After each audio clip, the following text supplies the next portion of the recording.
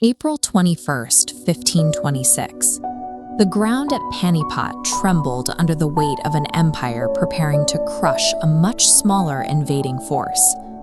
Sultan Ibrahim Lodi commanded the vast resources of the Delhi Sultanate, but his power was brittle. His rigid, harsh rule had alienated his own provincial governors and nobles, leaving him with an army that followed his orders but no longer shared his cause.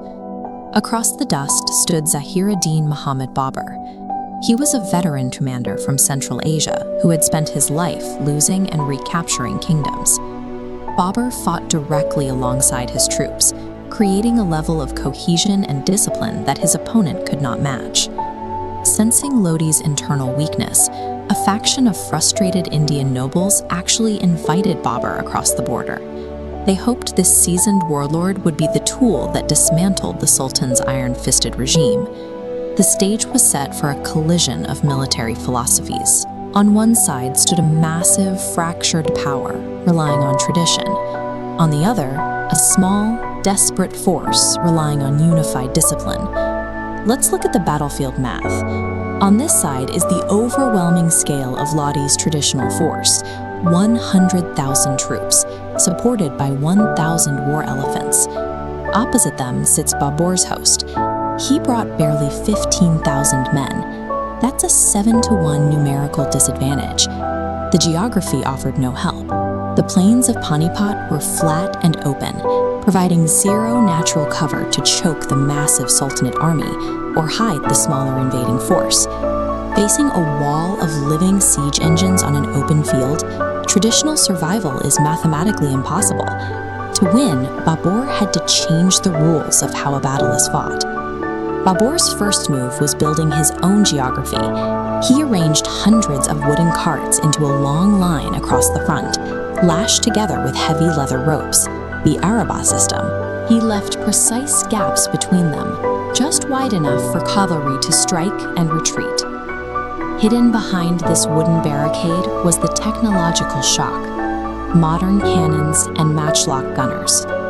This was a level of artillery fire that the Sultanate's traditional military had never faced on this scale. Lodi, confident in his numbers, ordered a full frontal assault. Thousands of infantry and those massive elephants charged directly at the cart line. As the elephants reached the line, Babur's gunners opened fire. The deafening roar of the cannons and the sudden wall of blinding smoke sent the animals into a state of absolute terror. The cannons weaponized Lodi's greatest asset against him. The terrified elephants turned and trampled the very army they were meant to protect, crushing Lodi's forward ranks in their panic. With the Sultan's front line in chaos, Babur executed his second strategic layer, the Telugma maneuver. He split his cavalry to the far left and right. These units swept in wide arcs, converging behind Lodi's forces and fully boxing them in. It became a suffocating crush. Trapped from all sides and hammered by continuous fire, the massive army had no room to maneuver or even use its superior numbers.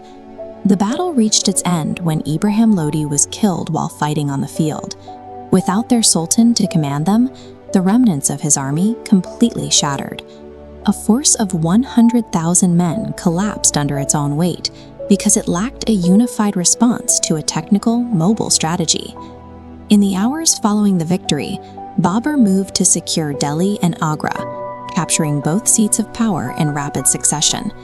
The defeat at Panipat effectively ended the Lodi dynasty and the centuries of control held by the Delhi Sultanate. This single afternoon marked the beginning of the Mughal Empire. Babur's descendants would take the foothold established at Panipat and expand it into a territory that would dominate the subcontinent for roughly 300 years.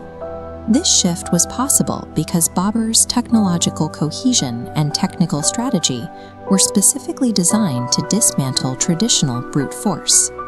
At Panipat, 12,000 men broke an empire by dictating the movement of the field. It serves as the moment when technical precision finally overwhelmed raw static mass.